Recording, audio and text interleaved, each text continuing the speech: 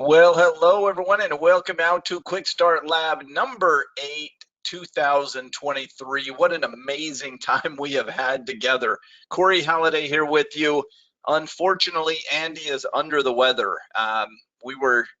He's been under the weather all weekend. We were going to record a podcast. He's been out of commission, so I know all of you wish him well. I don't think it's anything serious, but his voice is gone and he just does not feel well. So we're going to excuse him from tonight's class, but we're going to have a lot of fun together here in session 8.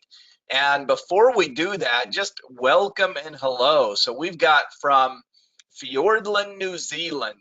We've got Rumble in LA. We've got Orlando in the house, Taiwan, uh, Iowa, Colombia. It's always amazing to see the outreach. We've got Alberta, Canada. We have, everybody knows, just come and put in where you're from. We've got New Hampshire, 20 degrees. I know how you feel. It's very cold here where I'm at as well. Jersey Shore, Lisbon, Portugal, Nevada, Alabama, Florida, Venezuela, Toronto, Montreal, Colorado, Iowa City, Fort Myers, Florida, and on it goes. Santa Barbara. I won't be able to list all of them, but very cool. Nice to see all of you. A couple more sneaking in there from Florida, Beecher City, Illinois. So cool to see all of you. So let's get into it. A few different concepts that we're going to talk about today. So when you look at a risk graph, of course, in a risk graph, you always have your profit and your loss, and you have your break even that runs through here, right? And the risk graph tells a story. So this break even area, there will be a crossing of that line at a certain price point.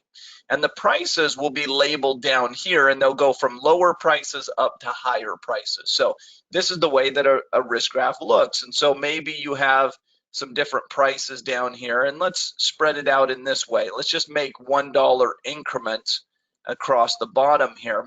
And let's say that this is 25 per share, 26, 27, 28, 29, and on it goes, right? So this is kind of your risk graph setup hypothetically. Now, if we were looking at this particular trade, a question that came in that was a very good one, and one that we wanted to discuss further today, was why in the risk graph do you have a risk graph that looks like this? I'll draw our iron condor, something like this. Now, this is not the risk graph perfectly for our iron condor, because our iron condor is up in the 50s, 60s, 70s would be the prices down here, right? But it works. If this was the iron condor, the question was, why do you have this kind of purple line that goes something like this? And it does this, and then it crosses over here, and it goes over there. And this line, we've talked about it a little bit, it is your progression line. So there's two things that it's demonstrating here. The black in this example is at expiration. So the black line tells us at expiration, here's where you'd be at the various prices, okay? At option expiration, here's where you would end up. You would be profitable if you're above this. You would be profitable if you're below that, right? This is their profit zone at expiration. If you're below this point, see where it crosses break even, you'd be unprofitable if it's down here at any of these prices. And we could keep drawing this flat out that way, because it doesn't matter how low it goes, you're still unprofitable. You're down here in the negative area. Or if the stock goes up too much, see, it doesn't matter how high it goes, you're still unprofitable at expiration. So you have an at expiration risk graph, but then you also have a before expiration risk graph, right? This is what purple represents. And the purple represents the progression of the trade. And what I mean by that is you can basically look at this and say, well, where would I be at if I were at these various points today? but then we can also click that date forward and have some idea of how it would progress. And in an iron condor, which way is this purple line going to go right here? Well, this purple line is going to go this way at these prices.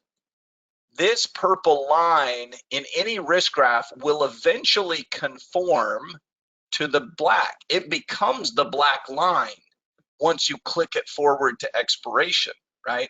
At expiration, this purple line became the black line. That's what it looks like. But the purple line represents how your trade is doing ahead of time, right? Have you ever noticed that you can hit a price target in an option trade and you're not at max gain? Or you can go to these unprofitable areas and you're not at max loss. Why do I not have a max loss down here? Well, because there's still time until expiration. There's time for the trade to come back for me. So I don't hit max loss early. I also don't hit max gain early. Max loss and max gain happen at expiration. We cannot hit max gain or max loss. Really, we can't hit those early. We can come awfully close. We can get 99% of the way there, within a penny or something. Meaning if the stock were to just collapse, of course, our trade would, for all intents and purposes, already be at max loss, because it would, to close it out would basically lock in a max loss. So, I mean, it's going to get there. There are certain times where it's going to be a max gain or a max loss because you're that close to expiration. But the point is that we're not there yet, right? And then over here, this line is going to keep falling to conform with the black line. And this line would keep falling to eventually become the black line. Now, this drawing that I have here, although ugly, and I'll never be compared to a good artist, okay? You have to work with me here. This shows something that's very important. And do you see what it is? Do you see that you could be progressing towards profit, or if you're in the wrong location, you could be progressing towards a loss? Do you see that? We're progressing somewhere. We're either progressing towards a profit or we're progressing towards a loss, and it all depends upon the location of where the stock is trading.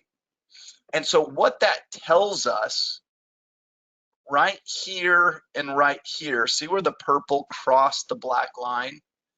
That is called something in the options market. Does anyone know, just curiosity, does anyone know what that cross is called? Beautiful. We've got a lot of people that understand that. That is the theta switch. I mean, how cool is that? We've got theta switch answer all over the place. So a lot of you understood what that was. The theta switch means what? Well, we knew that when this trade began, remember the stock was in here in the middle, so we were in a position where time decay was helpful to us, wasn't it? Time decay is either helpful or it's unhelpful. It's either good or it's bad. And it depends on which side of the trade you're on. And that's what that theta switch shows, is if the stock is located in the right price, then we love today to turn into tomorrow, and tomorrow to become the next day, and the next day to occur, and so on, right?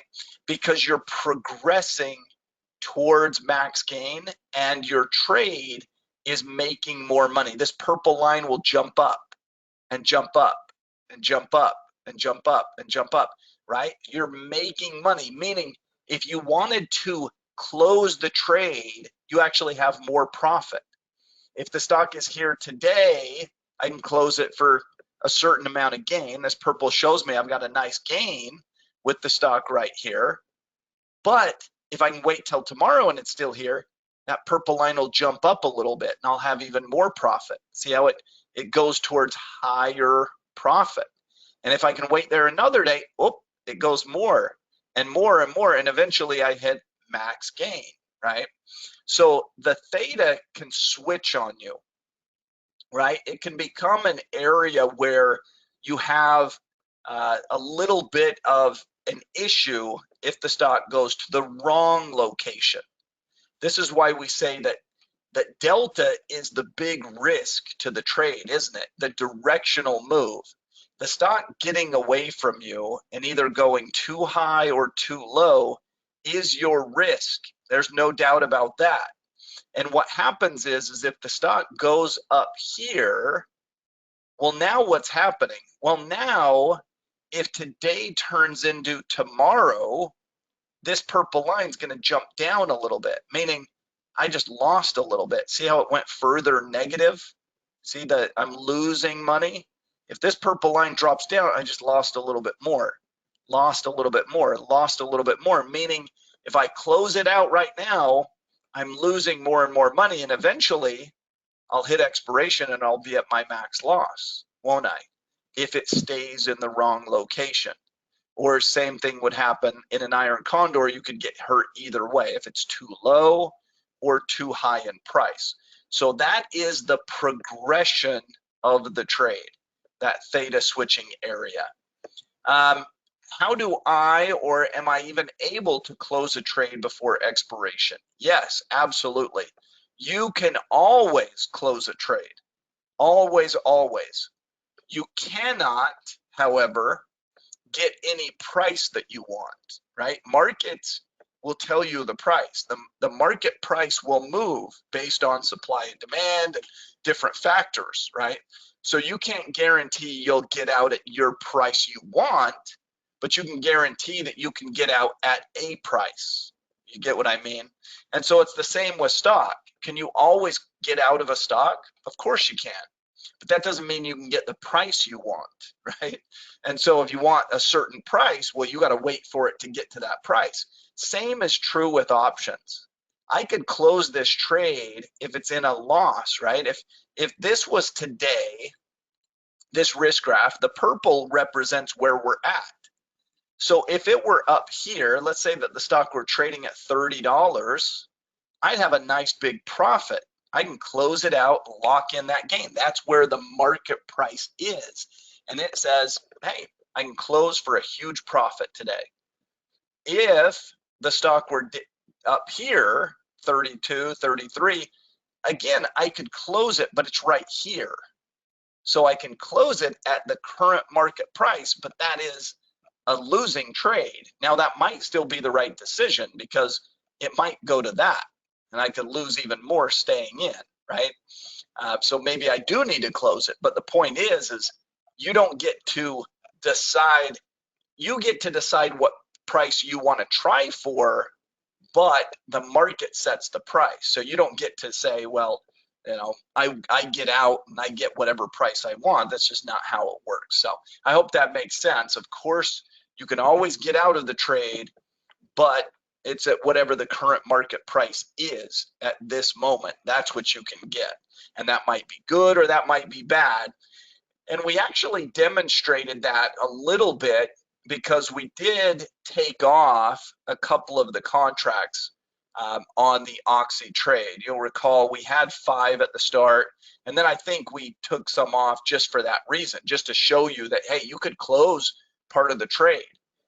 In that case, we were profitable, and we showed you, well, this will lock in a little bit of profit on 2 of the 5 contracts, and now we'll have 3 going forward that will either make money or lose money. But you can always close the trade at whatever the current market price is.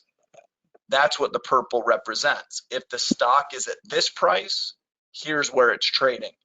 If the stock is at 27, this purple line, this is where it would be trading. If the stock's at 29, here's where this trade would be going for, and so forth. And so, good question, and hope that answers it. When you go to close a trade before expiration, do you give more weight to any factors like futures, earnings, macroeconomic issues, or do you just go by the set price, risk to reward? So mostly we look at this individual trade. That's our main emphasis. We don't want to get caught up too much in market noise. because now you're trying to predict something that's highly unpredictable, right? The nice thing about this trade is there's a predictability to, well, I know that today becomes tomorrow, and I've done my homework. I've considered all these various things. I don't want to be pushed around by the market. And usually when people are, making exit decisions because there's a Fed meeting or because Powell's speaking or whatever, it's just sort of, that's all stuff that you constantly have to deal with as a market participant. And so will there be times where, some big, reaction happens? Sure. But remember, we kind of talked about that. You remember in an earlier lesson, I talked about known unknowns versus unknown unknowns, right? And there's a huge difference between them. And the known unknown, remember we talked about the Chinese parable, and I told the Chinese parable of the Chinese farmer's son. And, well, I don't know if that's good news or bad news. And then his son breaks his back. Well, I don't know if that's good news or bad news. And it saves his life because he doesn't have to go to war. I don't know if that's good news or bad news. So known unknowns tend to be priced in oftentimes. And that's because we knew it was coming. Like right now, today, Jerome Powell was speaking before Congress. And the markets did sell off some, and there was probably some of that due to Fed Chair Powell. But remember, this was known, and this wasn't a major surprise. The markets knew, was it fully priced in? Maybe not, but the market somewhat knew what the commentary was going to be. It's not a huge shock. If you ask most market participants, they were going to say, well, Fed Chair Powell is going to stay hawkish. He's going to say that he's going to have to keep raising rates and keep rates higher. There's a lot that's already known and already priced in. So did it create a little volatility? Sure. Is it a catastrophic event and, some major game changer? No, it's not. Okay. It's just something that is part of the market. Now, if an unknown unknown hits, and it's a big event. Now, these cannot be priced in. It's not possible because they were not on anyone's radar. They were unscheduled events, so we didn't know it was coming, and then there's all the unknown ramifications of it. This can be priced in. Did we know Fed Chair Powell was speaking today? Yes. We knew the date, we knew the time, we knew what some politicians were going to grill him about. We knew that he was going to have to stay on point with his message that he's been sharing with the markets, which is we got to get inflation under control and so on. So there's not a lot of surprise there. Now, if an unknown unknown hits, that's a completely different ball game, because an unknown unknown is, it could be good or bad, right? If there's a cure for cancer, wow. I mean, that's just not priced in. How high can the markets go?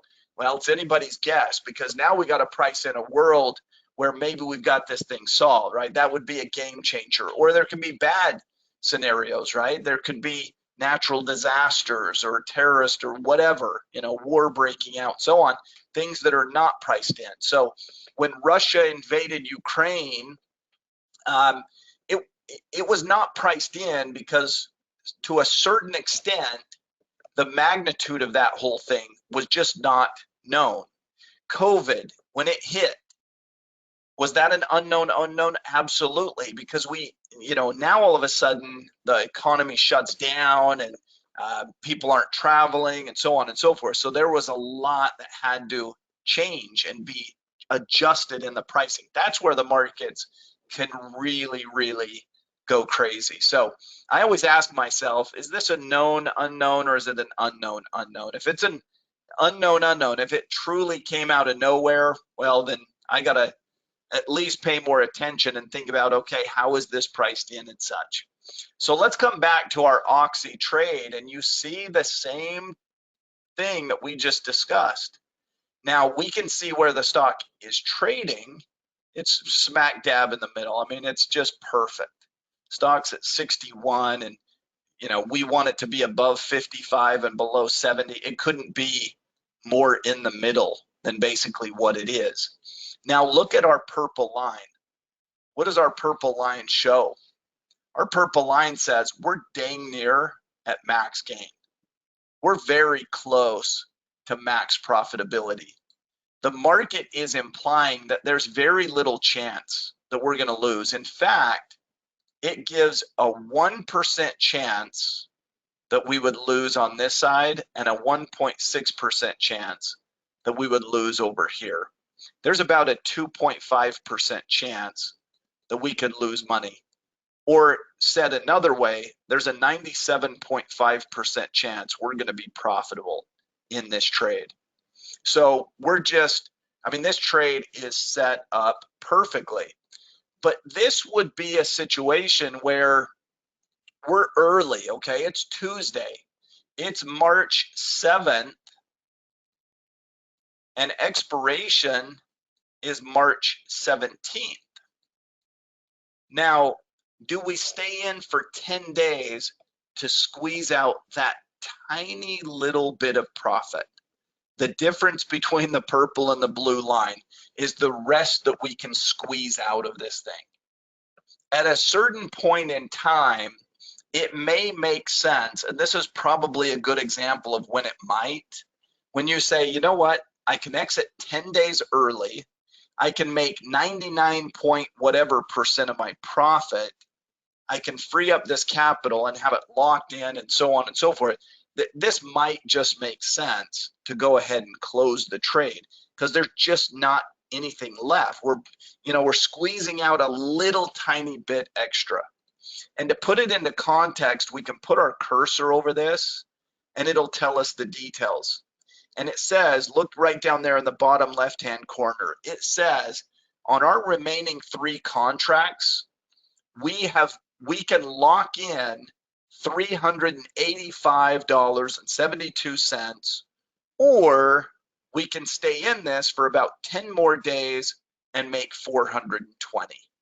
So we have the potential to make about 25 more bucks. There's just a tiny bit left in it. Now, there's not a right or wrong answer. Somebody says to me, well, do you take it off? Do you leave it on? Some people will set rules where they'll say, well, once I make X amount of profit, I'll always close my trade or something. I don't really have anything like that because every trade, every shape, every form is a little bit different. I think, the probability of us just making the 420 is sky high, and that's 25 extra dollars. So why not make that? On the flip side, there always could be something crazy that happens. And you could live in a world of regret where you're like, man, I could have locked in almost all of the profit and now I'm taking it off, losing 300 bucks because all of a sudden just something crazy occurred. But you can't live in your worst fears in the market. That will you cannot make decisions based on fear. It's just not the right way. We don't make decisions based on greed, and we don't make decisions based on fear. We make decisions based on probability, on risk, reward, probability, and so on. And if you think about it this way, we could make an extra $25 just staying in this trade. Now, on a rare circumstance, this thing could go away from us and we end up losing. Let's say we lose 300 bucks in this or something, and all of a sudden you're doing a comparison and you're like, what an idiot. Why didn't I just take it off? Why was I trying to make the extra 25? Well, over time, if you leave this trade on and 99 times you make $25, that ends up being 2,475 bucks.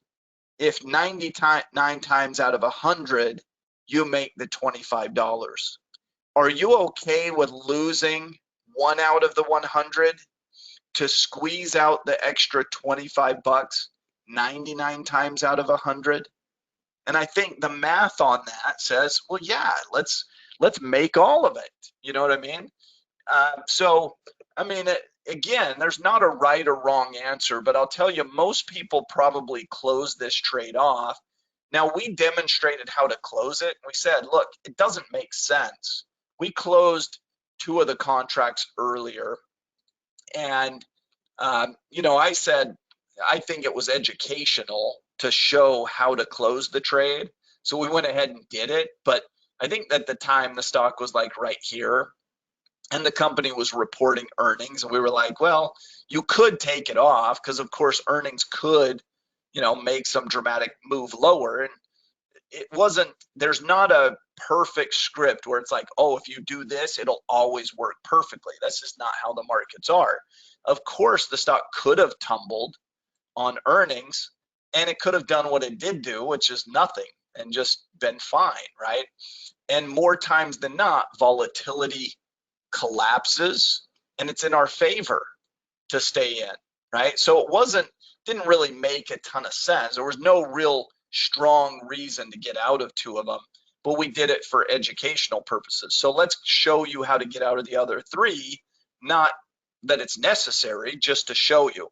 If you come over to your position, it's as easy as doing the opposite as what you did to get in. So notice that right now, what we did to get into this trade was we sold three, well, we actually did five, but we sold three, bought three, bought three. Watch what happens if we click to close this trade. We're going to end up selling three, buying three, buying three, and selling three. We're just going to do the opposite of what we have on. It's just like trading stock, if you really think about it. What do you do if you buy stock? What do you do to get out? You sell it because you bought it to get in, right?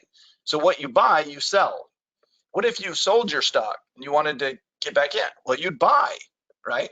So you buy what you sold and you sell what you buy. That's how you get out of something. And so if I right click right here and click create a closing order, it will actually just pull it up automatically for me. And look at what it has doing. We're buying what we sold, we're selling what we bought. We're buying what we sold, we're selling what we bought, and it tells us it's going to cost us 12 cents roughly times 3 contracts. So this says that to close it early is going to cost us about 12 times 3, 12, 24, 36. That tells us that it's going to cost a little bit more than we even calculated. We were talking about 25 bucks. This says we would give away $36 of our profit. Again, going back to the example, if we can squeeze out that extra $36 99 times out of 100 or something, well, that's 3,000. I'm doing the math on a calculator here. $3,564. So even if one time it's kind of a disaster and we end up losing 400 bucks or something, you know, it's going to feel lousy that one time.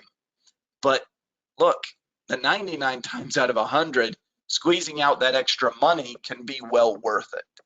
So think about the money aspect, think about the risk, the reward. We don't make decisions based on fear, based on greed, based on you know, nervousness, whatever, right? We look at the numbers and we say, well, I think this is going to work 99 times out of 100. So, you know, the times that it doesn't, I have to take a hit or whatever. Well, price of doing business. But if I can go ahead and leave this trade on, it's probably in my best interest. I'll bet you make more money over time leaving this trade on to let it expire, right? And where did I come up with the $36? Well, if it's priced at a 12-cent debit, that suggests that to close it would cost us $12, but we own 3 of the spreads. So if it costs us $12 times 3, that's $36 we're paying to close it out. That's $36. Now that's net, that's a profit, right? Because we brought in a lot of money. We brought in like, what did we bring in? $1.40 originally. So we brought in $140 times 3 in this example. I can do that in my head. So that would be $420. We brought in $420 for these 3 trades, $140 each. We're closing for 36. So the net gain is 420 minus 36 if we close it early. So we would be locking in $384 of profit. We're not making max gain. We're closing it early and locking in most of the profit. Okay. We collected a credit.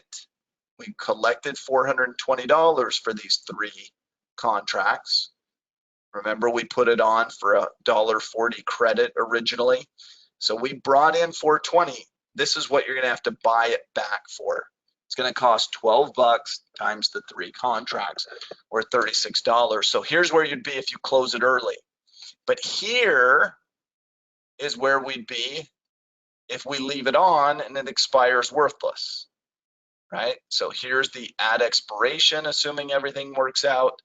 We make $420. Here's what we can take right now: bird in the hand or 2 in the bush, so to speak, right? So if you want out, you can do it, and here's where the market price is, which, by the way, is a good price. It's a good price to get from the standpoint of, you're locking in most of your gain. It's not like we're getting ripped off or something, but something to be aware of.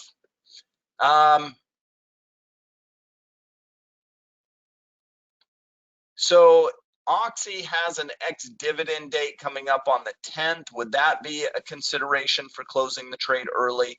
No, it wouldn't be. An ex-dividend date is not going to influence this.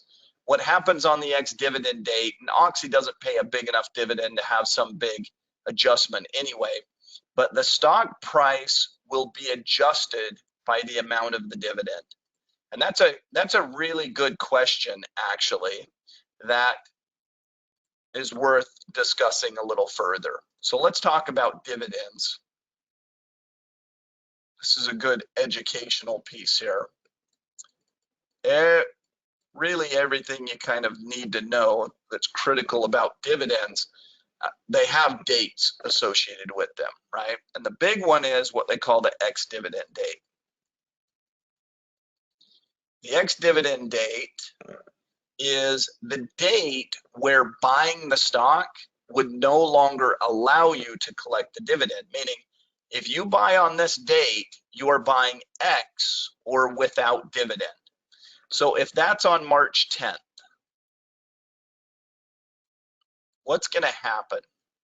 Well, nothing too major. Let's look up Oxy and let's see what kind of dividends and things it pays. Now, they raised their dividend. I made a very educated guess on week 1 of the Quick Start Labs.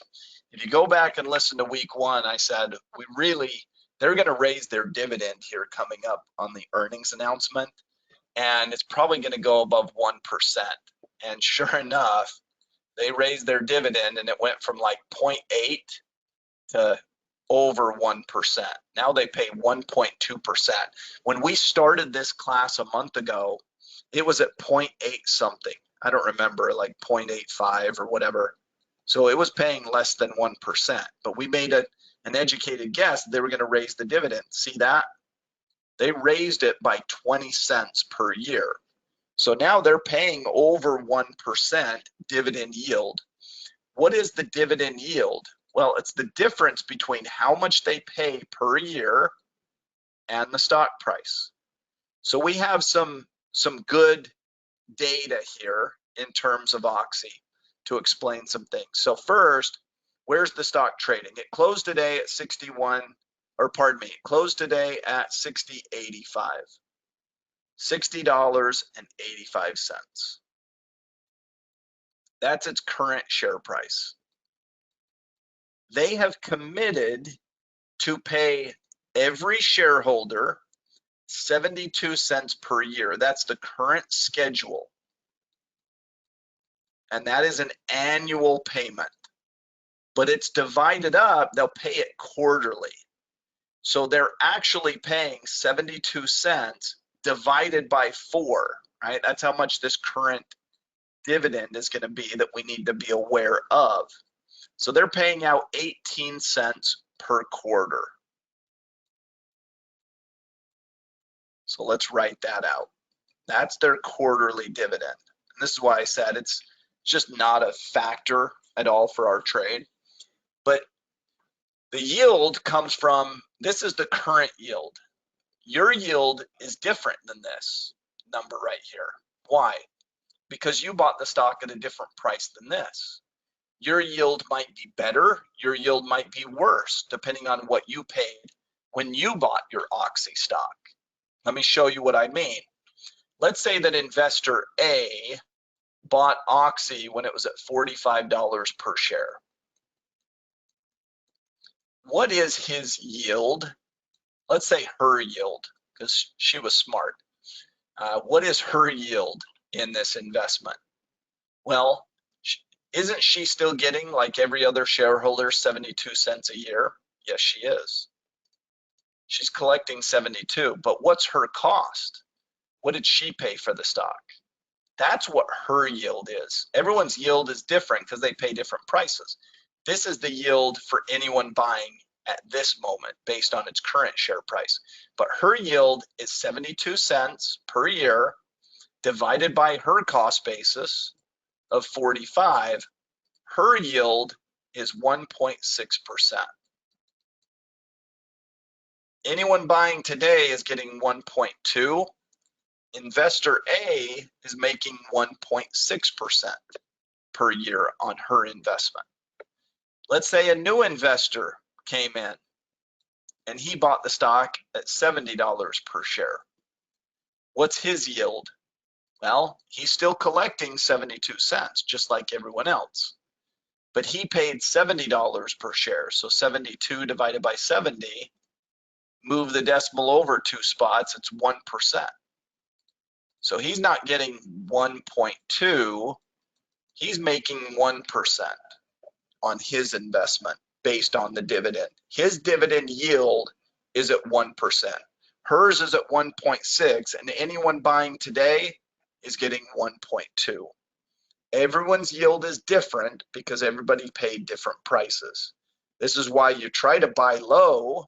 Of course, you want to buy as low as possible, in part because your yield will be better, right? Because Warren Buffett bought Coca-Cola stock decades ago, his cost basis is so low that his effective yield is almost 100%. I mean, he put 10 billion or whatever into the stock and he collects, well, it wasn't 10 billion. What was it? 5 billion? I think he put 5 billion into Coke and he collects almost 5 billion per year in dividends. Maybe it was 2. I don't remember the exact number. But anyway, he collects right now almost the same amount in dividends per year as what his original investment was. So he has an almost 100% yielding asset where, you know, he put 2 billion in and he's almost collecting 2 billion per year in dividends or whatever that is. So your yield is specific to where you bought the stock, right? Here's the ex-dividend date, and then here's the dividend date. Now, the dividend date is not as important. It just doesn't really matter too much. It's just simply when you collect your payment. So this 18 cents, when does it actually hit your account? When will you actually get that 18-cent per share dividend paid to you? On April 17th is when that happens. But this is the critical date. This is the important one, because this is where a lot of things happen. And it says it's March 9th. On March 9th, this company goes ex-dividend. So that means you had to own the stock going into this day. If you buy it on this day or after, you're not going to get the dividend. But if you buy it on March 7th or 8th or 6th or owned it, whatever, coming into March 9th, you are on record. You are a shareholder of this.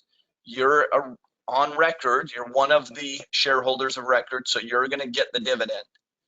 You can even sell the stock.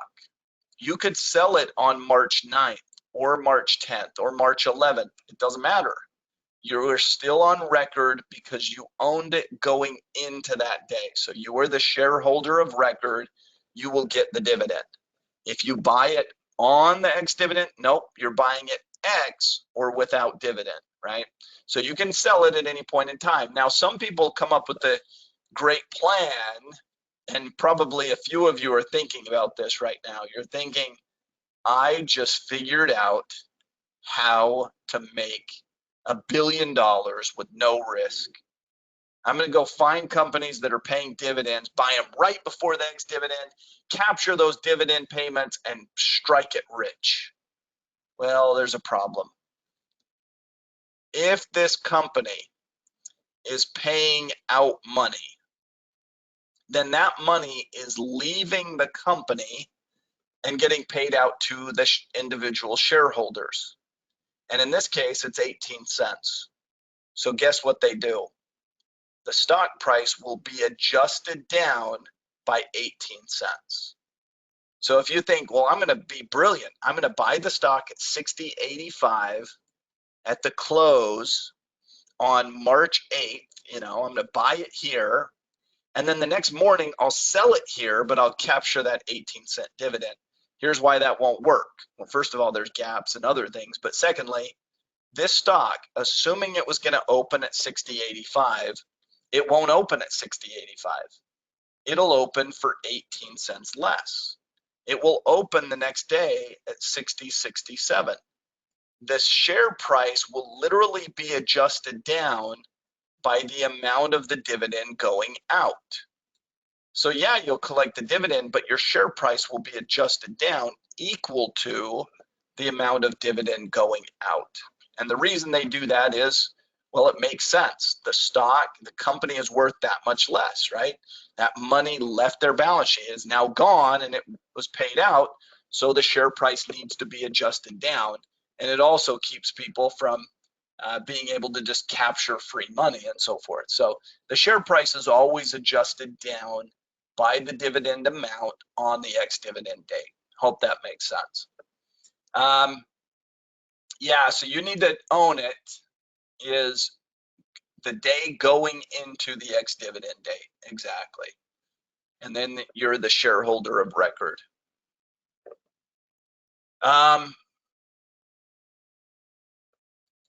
So yeah, in this case, it's just not going to have an influence, exactly right, because if we come back to this and we say they mark the share price down 18 cents, it's going to go from 61.64 to 61.48 or whatever. It's just not going to matter. We're still going to be at max profit. So even if that share price is adjusted down just a little bit, it just doesn't matter. We're still exactly where we want to be. So you got that right.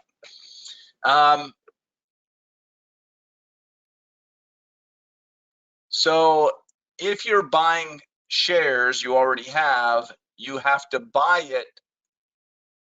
Well, just buying the stock in and of itself can give you a better yield if you're buying lower. If you're buying lower than where you bought before, then you're reducing your cost basis. So in other words, say you were shareholder B that paid 70 for the stock. Let me change that color. Say you were shareholder B who bought at 70 per share, and now I switched up. Okay, you bought at 70, so your yield is only 1%. How would you improve your yield? Well, you'd have to buy lower, right?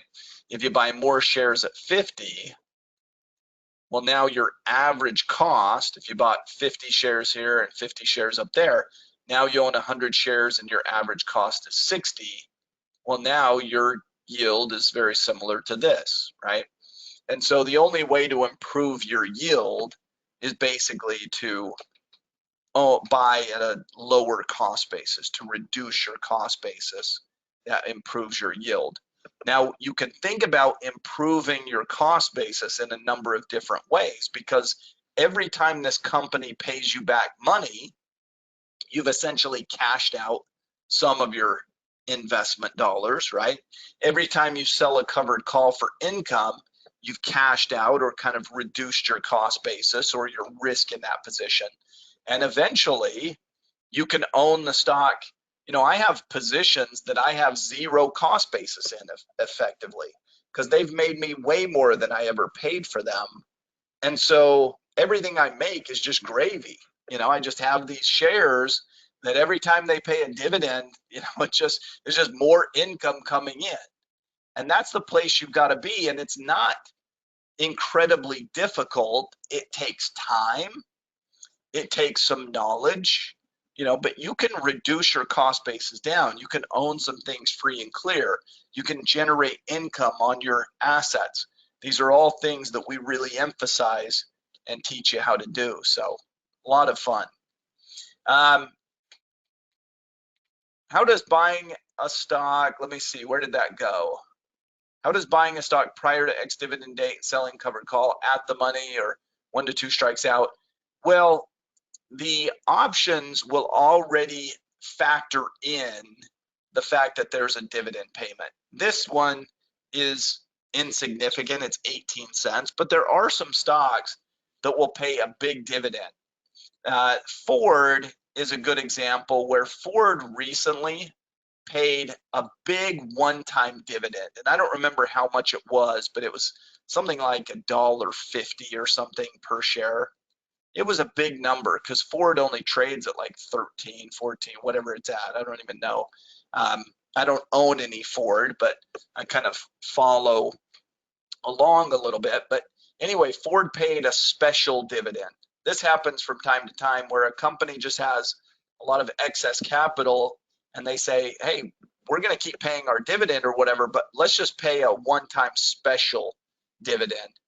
In that case, they could adjust the strike prices. And that's what happened with Ford, is all of the strike prices got adjusted accordingly, where, you know, the strike prices adjust, the stock price adjusts, all of those things adjusted because it wasn't already priced in and so forth. But for the most part, it's already kind of priced in. You won't see strike price adjustments or anything that way.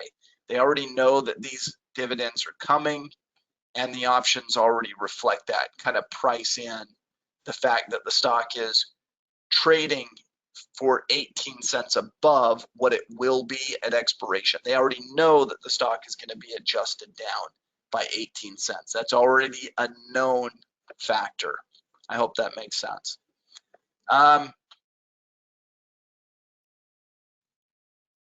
Do you typically reinvest dividends into more shares of the same stock?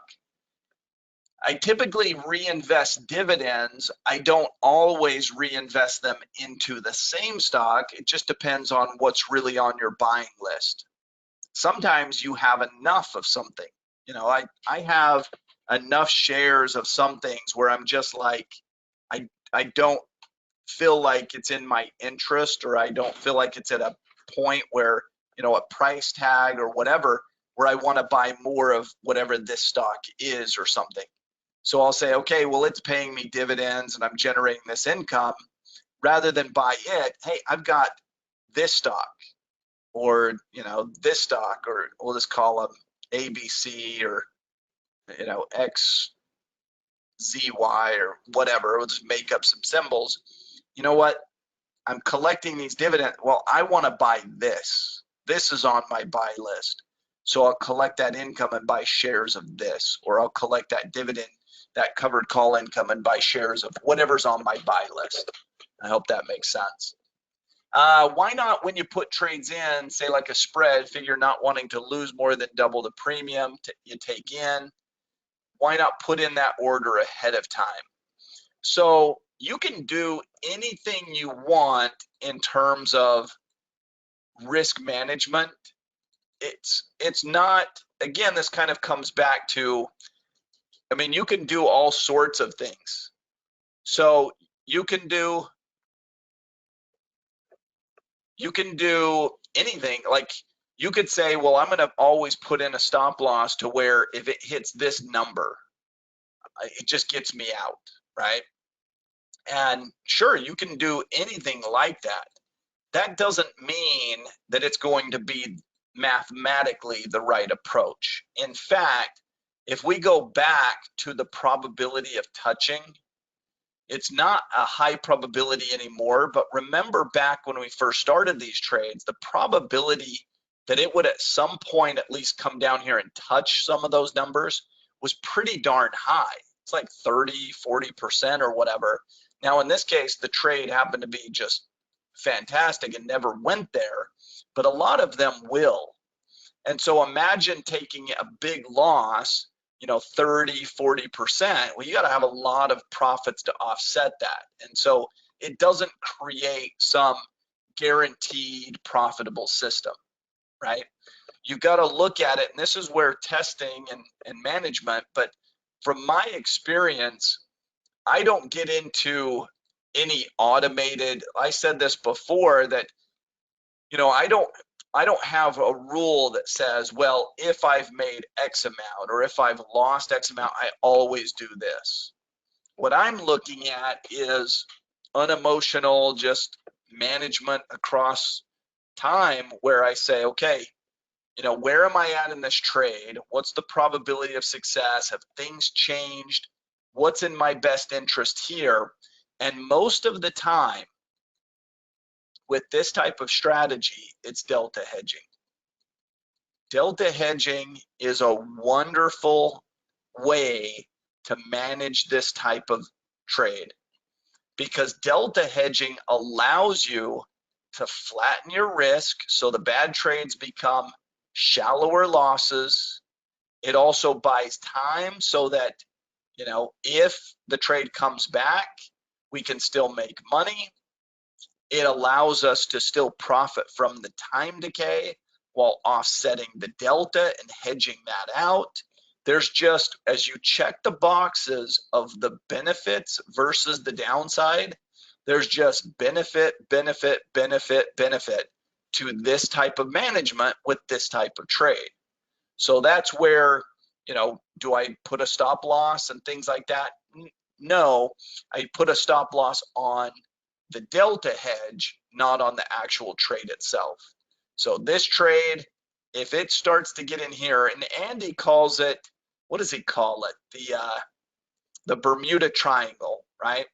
So he has an analogy, and it's exactly right. I mean, it's right here at the theta switching area. Everybody knows kind of where the problems occur, right? As you learn about these, and this is the area where it becomes a headache and it becomes a problem. And your trade, you can see it. You can see where this dips from profitable to unprofitable, right, in these areas. And so this is where your trade becomes an issue, and delta hedging in that area can work wonders. It can really do well. One of the things that happens in the markets, and another reason I like this, is the probability works out.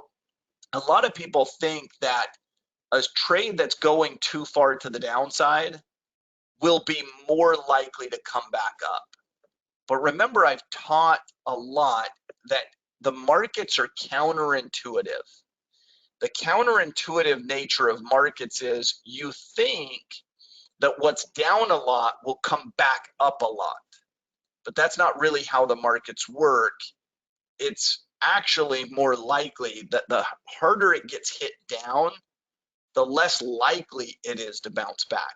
Because as it tries to bounce back, more people want their money back, and then it just languishes and so on. So could it recover over time? Could it get hit really hard and then in the months ahead climb its way back up? Of course, but it doesn't happen quickly. It doesn't happen rapidly. Same thing is true on the upside. Most people think, well, when a stock just skyrockets in the short term, it's probably going to collapse back down. No, that's not how it works. When it skyrockets, it's more likely to kind of stay up there because, again, it's got the short sellers on the run. It's triggering stop losses. The margin clerks are forced liquidating the shorts. There's just all this buying pressure that kind of keeps the price up there for a while. Over time, over coming months, can it go back down? Of course, but not in the short term. Let me show you a little something technical. Let's go to the charts. If we come over to the charts, there's an indicator called the RSI. The RSI indicator, I'm going to put this up above the chart, and the RSI really has a couple of key levels. The two really key levels are above 70 and below 30. And the reason I like the RSI is it's hard to get a reading above 70 or below 30. And this is what traders refer to as overbought if it's above 70. So what does that make you think? Well, that makes you think it's too high. You should just collapse back down. Or oversold. And I've taught this point to our coaching students before. If something's oversold, what does that make you think in your brain? You think, oh, that thing's going to go skyrocketing back up. It's overdone on the downside. You know what real professionals probably do is when it triggers above 70, that's an instinct to buy in the short term. Not the long term, but the short term. When you get overbought, you often stay overbought in the shorter term because what's happening? It's like dominoes. What happens when you set up the dominoes if one of them topples over? If this one topples this way, it's going to trigger that one, which triggers that, and all of a sudden it's a frenzy, right? Or the same thing here. If you hit oversold, you're probably going to sell off further for a while. The probability is that it's going to get worse for the stock in the short term. It might be a great opportunity long term to play a big recovery and so on. But again, it's like dominoes toppling over. Think about it. If a stock is weak enough to get down here below 30, what's been happening? Well, it's been cascading lower. Why has it been cascading lower? Well, because selling pressure, right? And selling often begets more selling. Here, people were selling because, well, they thought the stock was too high. And now they're selling because they're worried that it broke support. And now these people are selling because it's, hitting a new 52-week low. And these people are selling because now it's hit their stop loss. And these people are selling not because they want to, but because they're forced liquidated by the margin clerks and so on. Do you see how it's a feeding, kind of turns into a frenzy? Okay, it turns into a bit of a frenzy there where you get, when you trigger that overbought or oversold, it's not a short-term reversal signal. It actually usually has more to go. So if I come over here, let me just come into some of my scans and I just say RSI, and I just have a scan here. Let's look at something that's triggered above 70. Let's see something that has higher volume. Okay, here's one that, so this triggered above 70. Let's just look at it. And you'll see that it spiked up above 70 right there. Okay. Is this thing gonna just automatically go back down just because we're above 70 and quote unquote overbought? Well, it could happen that way, but actually this thing oftentimes will, it might chop around a little bit, but it'll kind of climb up first before it goes back down. It's more of a trigger that goes to the upside, or vice versa. Let me see if I can show a good example. And maybe doing the scan is not right because these are all new triggers, right? These are new things that are hitting that criteria. But let's look at Pfizer or CVS or some of these, but let's take a look. Okay, put that RSI back on here. Check this out. Here's Pfizer. Everyone's familiar with Pfizer. Tell me, when it hit an RSI below 30, did you want to buy because it was oversold? Guess what it kept doing? Look at what it did in the short term. Was that a good buy point? Look at that thing. Okay. Here it hit another, kind of went back above and it hit another oversold. Was that a good buy point for this stock right there? Heck no. See what I'm emphasizing? That selling begets more selling. That this was more of a reason to keep selling, not buy. And this was more of a, it just kept going lower. This is where delta hedging, when are we going to be doing our delta hedging? Do you get the point? Hopefully you kind of see that if I put on an iron condor that has a risk graph like this, and when I start this iron condor, it has a probability inside of here, and it says, this is your standard deviation. I'll shade this area in. This is where it will be 68% of the time. Where are we going to do our hedging? We're going to be doing our hedging if something crazy is happening. Either the stock is, breaking down super hard like that, or breaking out to the upside super hard, like our other example, right?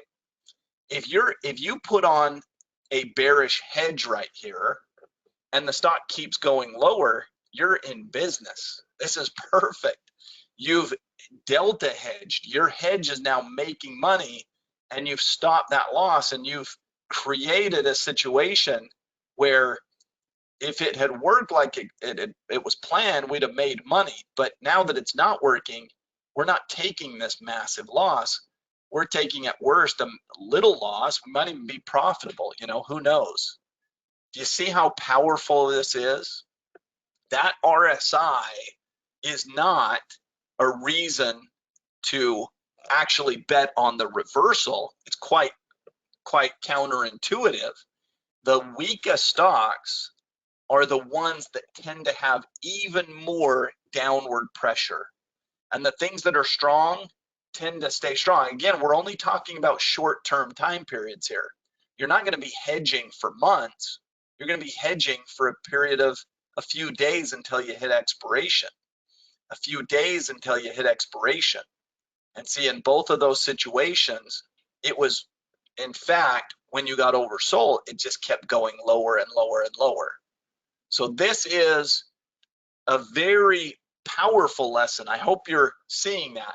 Look, when Pfizer was strong, when it got overbought, if you were hedging here, what were you doing? You were buying.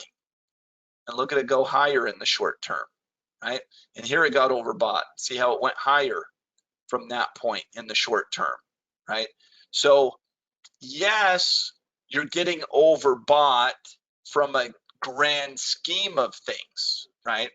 If you're talking about, well, where's this going to go in the months ahead?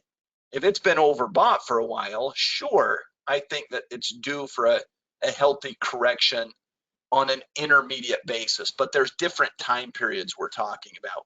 Short term, it's more likely to keep going in that direction. Over the process of the next couple of days, a week or two, that's more likely to keep going.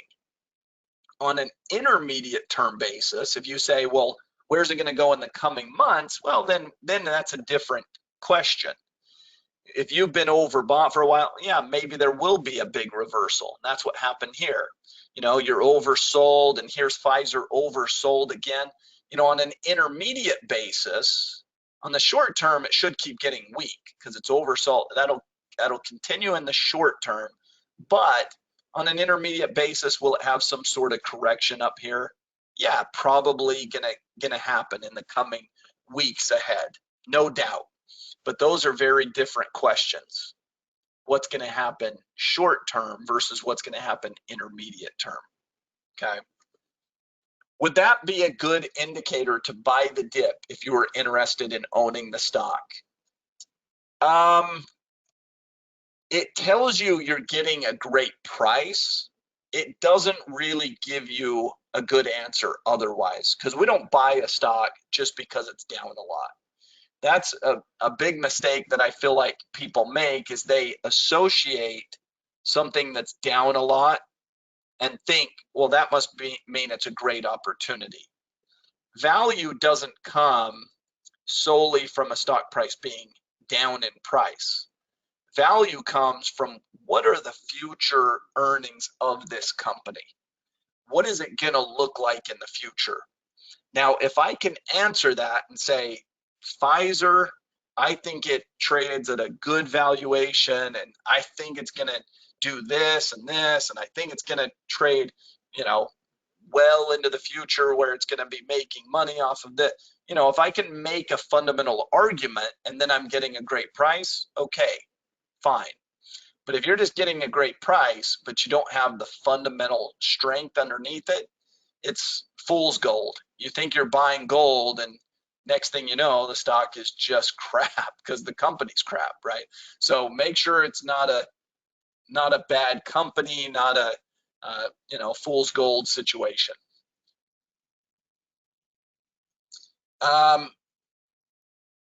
So a lot of interest in this. So let me take it one step further. If I were to say, okay, well, how do we use this to kind of get an edge towards the reversal? Because that seems to be the big question is, okay, we get it, Corey. If you get oversold, you're probably going to get more oversold in the short term. If you get overbought, you're probably going to get more overbought in the short term. But when can I bet on that? When can I bet on that? Is there any indication of that? Let me teach you how I would think you have a better opportunity, and it's called divergences. By show of hands, or just type in me, how many of you are familiar with the concept of divergences? Let's see if people, okay, so we've got some certainly interested and knowledgeable about divergences. We have a few that are saying nope, no, question marks, and so forth. So here's what divergence means. And divergence can happen on the RSI, and that's how I would use it. In fact, I don't use a lot of indicators. Let me make sure that I take a step back for a second and tell you something that's very important. First of all, charts are helpful. The RSI can be helpful, but there are a lot of people that will sell you these systems like, hey, this system is going to make you rich. This system is going to predict everything in the market, and it's just a lie. Okay, it's all it is. It's a lie to get your money, and I hate that I have to put it that blatantly, but that's just what it is. So with that, let me make sure you understand we're talking about being a pilot and using instrumentation. Okay, a pilot uses instrumentation because, well, it helps him to fly better. It gives him more information of his surroundings, what's happening, keep his bearings, and so forth. That's what we're talking about here. There is no such thing as a perfect, fortune teller. It's just not reality. So there's things that are more likely to occur. If you first get overbought, you're more likely in the short term to trade higher than lower. I believe that. I think that's been proven out. If you get oversold, you're more likely to trade down than up in the short term. Okay, those things are truths. They're kind of facts that can be back tested. A divergence is not going to perfectly predict anything, but it gives a little information. So I kind of think of all of these things like you're on the beach and you're walking around and you are interested in finding some things below the surface, right? You're looking for metal or something. I've seen people out there looking for, I don't know, lost rings or gold or diamonds or whatever, and they got their metal detectors, right? That's sort of what this is doing, is just saying, hey, dig below the surface, give me a little bit more. So a divergence is kind of interesting because the price action is doing one thing and we can see it. A divergence happens when the indicator goes the other way for some reason, and it's usually some form of momentum. When you think about momentum, you know, it's the magnitude, it's how aggressively something is happening. And what tends to happen is stocks will have sharp momentum and then it will start to wane right before. So they might still be going down, but it's just not the same pressure. It doesn't have the same energy that it had before. And all of a sudden you start to see a divergence occur. And it's a little bit of a leading indicator that, hey, this is still going down, but it's running out of gas. It's what I call and refer to as an exhaustion. It's still going up, but it's running out of steam. It's getting exhausted within its move. Now, I don't see a perfect divergence on this stock. Let's look at CVS was on the list for oversold because it's popping up. See how it's just a scan that finds anything that's oversold as of today. Well, once again, go back to CVS. When it first got oversold, what happened? Did it immediately go back up? Heck no. It went lower, didn't it? In the short term. It got weaker, and then it eventually had a correction, and then we got oversold here. And did it immediately bounce back up? Heck no. It got worse, right? And so in the short term, it got worse. We are getting a little bit of a divergence in CVS. There's actually been two little spots where I can see a divergence. Two roads diverge, and I took the one less traveled. Well, what is a divergence? When price is going, in this case, a downtrend, you can somewhat compare the lows, right? So in an uptrend, we would compare highs to prior highs, like this. In a downtrend, we would do what? Well, we would compare lows to prior lows and so forth. And we can answer a simple question. Is it stronger than it was before in an uptrend? Well, yes, if it, in each of these circumstances, it went higher than where it was before. So yes, yes, yes, yes, yes. In all those cases, yes, it's stronger. When you're in a downtrend, you basically ask the same question. Are you weaker than you were before? Okay. Well, yes. This one lower than the one before. So yes, you're weaker. This one lower than the one before. Yes, you're weaker. This one lower than the one before. Yes, we are weaker in every one of those situations. Okay, see it? So see the little lows that you put in? Low and then you bounce, low and then you bounce, low and then you bounce. This was the first little divergence. It wasn't much, but notice that the price went to a little bit lower level, but the indicator was at a higher level. This is called, in a downtrend, it's called a bullish divergence.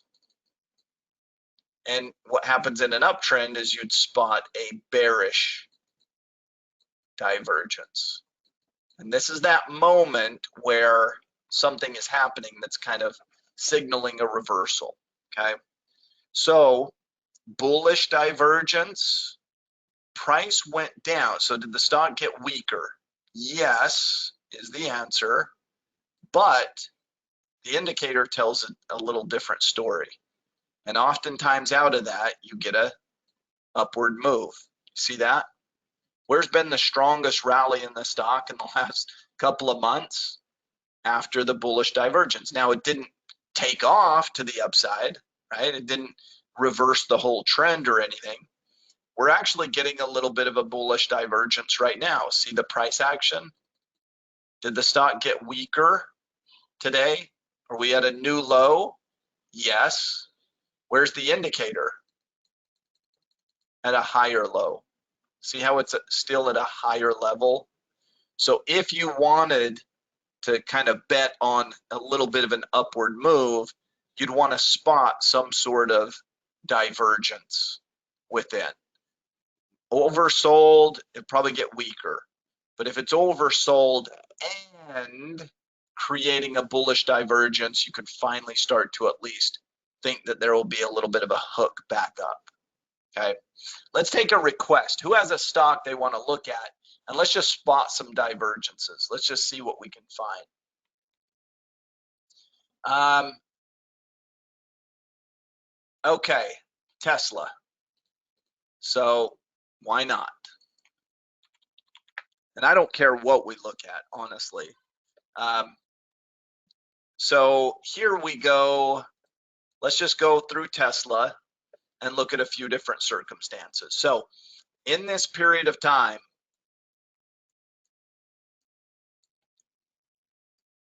weaker, yes. Weaker in stock, weaker in stock. Each one of those, yes, it got weaker, weaker, weaker. Okay. Little bit of a divergence here. See how that was at a higher point than that? And sure enough, we got a little rally out of it. Okay. As it got weaker, so did the indicator. Weaker, weaker, weaker, until right here. So right there was a divergence. Do you see it?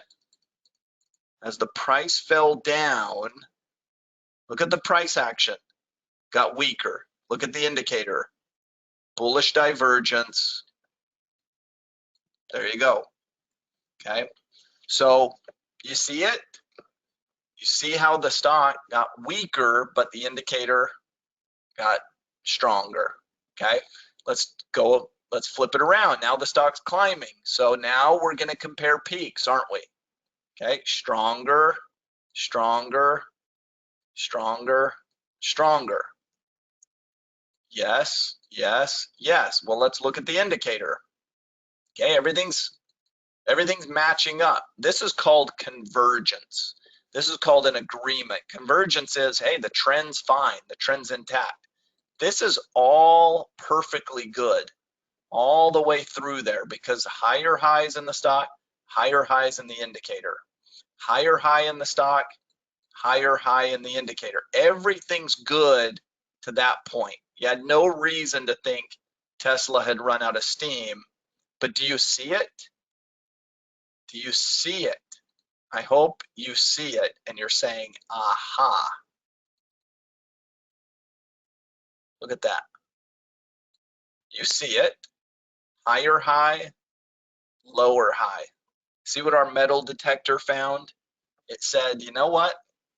The price is still going up, but it doesn't have it anymore. Okay? It doesn't have it. What's the stock done since? See how it hooked over, reversed? Pretty cool stuff. I can see the light, was the comment. And then another comment, I'm gonna cry now. I can finally see it after so many years. That's pretty awesome. Pretty cool stuff.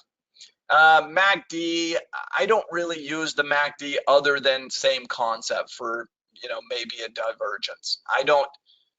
MACD can be used for like these buy crossovers and sell crossover. Look, I know so much about the MACD. I know that the typical setting is 12.26.9.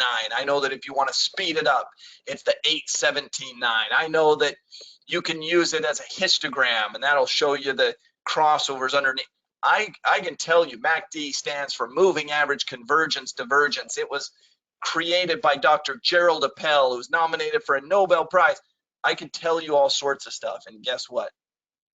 I don't even put a MACD on my chart. So this is what I said early on, which is you just have to know there's just maybe a feature or two from an indicator.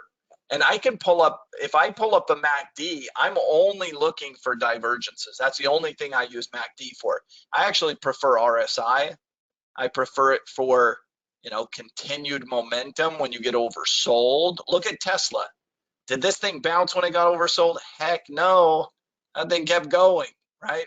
Did it turn when it got overbought? Heck no. It kept going. See it? When did it finally turn? When it diverged, my friends. When it diverged, that's when it turned. When it diverged, that's when it turned. Okay? These can be helpful, but you got to know that there's a lot of crap out there and there's a couple of useful things. If you enjoyed this, I just have to say, I have to give a shout out to coaching, because if you want to spend an hour with me every week, that's where you sign up for coaching. I do the forums. I'm with our coaching students once a week, every single week, and you can learn some cool stuff and do some fun things. So a little shout out for coaching. Let's take a look here. Yeah, we've got some, please do coaching. It's really helpful from V Chang. Thank you for that. Thanks. It's always nice to be appreciated, and I hope you're having fun. Kate says, I see the light. Thank you for diverging to this. Pretty cool. So tonight was just really to kind of tie a ribbon on things, to make sure that we've kind of answered all questions, that we've explored a variety of different things. If we come back to the trades that we've put on and really explore them, Oxy, I mean, it's perfect. SPY, the protective puts, okay, they're making some money. They're up some. GDX actually turned a little bit negative. That's the covered leap. So we are down a little more in the leap than what we're making from the short-term call. But see, on March 17th, the short-term call goes away and we'll have made all that income, and then we can sell another one and take that big tub of ice cream and keep selling those little scoops, and those little scoops over time, over and over and over again. So have you gotten smarter? Are you a little bit better? Are you further along on the education continuum from having spent the past 8 weeks with Andy and I? I hope the answer is absolutely a resounding yes. So a couple of things that we do whenever we kind of wrap up and tie a ribbon on things, we always want to give a thank you. And of course, we give opportunity for a variety of different classes, but we ultimately want to give value. And anything that we do, we know that what we offer is valuable. It can make a meaningful difference. But we also like to give a little discount to those that have spent the time and put in effort and shown that they're serious about this, because kind of feel like, again, like we always say, birds of a feather flock together, right?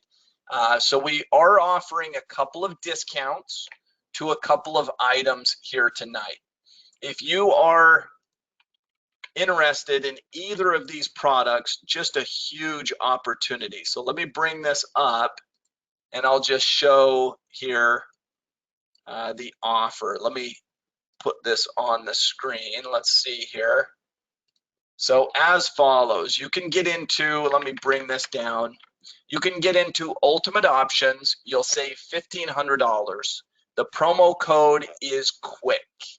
So if you want to get into Ultimate Options, learn about every option, we literally go through every option strategy, diagonals, calendars, ratios.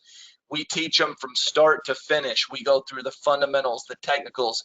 We say give yourself plenty of time. Now it's a lifetime ownership. So when you sign up for Ultimate Options, you have it for life. You can go through those classes for the rest of your life. If you want a refresher on the bull put spread, you go into your Ultimate Options, you pull up those classes. So it is a lifetime thing, but expect to be studying it for, we kind of tell people, expect to be in it for about a year, mastering the different strategies before you really complete the whole thing. It's awesome. Go to ultimateoptionsclass.com. Again, the promo code is QUICK. And we don't leave these offers up endlessly. You got to act on it. They're always backed by our 30-day money-back guarantee, because we believe that these have power to transform your life, but we want you to be able to see if it's working, see if it's something that you're interested in, you want to continue with. So they're always backed by that. So if you're debating it, well, get the savings, try it out, and then decide. If you don't feel like it's right for you, you can always cancel at that point in time. But that's our ultimate options. And then Noah created an awesome program, the Adjustment and Repair Playbook, where he basically goes through a strategy, talks about the different opportunities for adjusting, what you could do in scenario A, scenario B. Really cool. Same thing, $1,500 off. Promo code is QUICK, and the link to that is the adjustmentplaybook.com. So a couple of amazing offers to get into Ultimate Options or the Ultimate Adjustment and Repair Playbook. Very cool. Now, thank you. Kyle says, taking Ultimate Options now, love it. So much good feedback. Just finished the course. It was an amazing experience of learning from Jerome. What do you recommend first after the 4 pillars, Ultimate Options or Adjustment Playbook? Most people do the Ultimate Options first, because ultimately you need to learn all the strategies first before you get into more, all of the various scenarios for possible adjustments. Interestingly enough, in Ultimate Options, we'll still talk about standard adjustments, what rolling out, rolling up, rolling down, how to do it. We'll talk about some of those. The Adjustment Playbook is good though, because it kind of runs you through scenarios, and it talks about, if this, then that. And so they piggyback, but most people would go into Ultimate Options first, I would say. That's kind of the standard, and then the Adjustment Playbook thereafter. But if you have a preference, it doesn't matter to us. Whatever you feel like is best for your learning, your situation, we back that 100%. Who gives 8 weeks of complimentary training before a promotion? Always appreciate the way you do this. Thank you for being so generous. From Kate. Well, first of all, Kate, I love the name. My youngest daughter is named Kate, so that is one of my favorite names in the entire world. And I didn't even pay Kate to say that. But yeah, obviously we are a for-profit business, right? We have to pay. We've got an incredible customer support team and so on, but it's a value proposition where we feel like we give a lot more than, and that's what we want to do. We want it to be fair exchange, but we try to go above and beyond. We try to say, okay, if we're promising this, then we got to deliver extra, right? And I hope you feel that. So you're quite welcome. So many thank yous coming in. I just can't thank all of you enough. Before we wrap up tonight, I'm a little bit like Andy. I don't know. I don't get choked up quite as often as he does, but if I watch Old Yeller and they put down that Old Yeller dog, as the young boy calls it, I'll cry. Okay, if I watch Rudy and Rudy goes in and sacks the quarterback, I will cry. If I'm watching Hoosiers and Coach Norman Dale is drawing up the last play and Jimmy Chipwood says, "I'll make it, coach," okay, I cry. So I tend to have that same bug that Andy has, and I just want to express just a heartfelt thank you. It is meaningful to us to spend time with people that appreciate this type of learning environment, that are just fun to be with. I not once do I think to myself, man, I've got a quick start lab. Oh, Another quick start lab. Oh, what a chore. It's an excitement. I genuinely, I mean, I have a passion for the financial market. Sometimes people ask me, well, you're financially secure. Why do you even bother? Well, first of all, obviously I make some money, but it's not even so much about that. I'm going to talk about the markets to people. It's something that I love and I'm passionate about. And so I might as well get paid to do it. And I might as well help those that are willing to put in the time and effort and money to do it. And that's all of you. And so I just can't thank you enough for making this such an incredible business to just spend time with you. I genuinely loved every minute of these Quick Start Labs, and we appreciate and love all of you. We wish you the best. For those of you that can make it to Houston, just another shout out for that, because we'll get to meet you in person, and I can't wait for that. So I've got Lynette saying thank you, see you in Houston. I know, Lynette, we promise we'll do some selfies, so maybe we'll get some selfies and share those in some capacity. James, Yukiko, I'm just going to start naming names because I just want you all to know how thankful I am. So Daniel, and I'm probably going to skip some. Jerome, Timothy, Martin, Simone, Ron, Irina, Michael, David, Daniel, Martin, Todd, Lynette, V. Chang, Kyle, I mean, just Enrique, just thank you all. Jose, I can go down the list. We might be here all day, but Felipe, just so many names I see popping up. So thank you, each and every one of you. If I didn't say your name, I'm sorry. There's so many people on here, but really appreciate all of you. If there's ever anything we can do to help you, don't hesitate to ask. So that's it for our Quick Start Labs in 2023. So many comments wishing Andy well, and I will pass those on. Thank you all. So have a good night, and we will see you next time. Goodbye, everyone.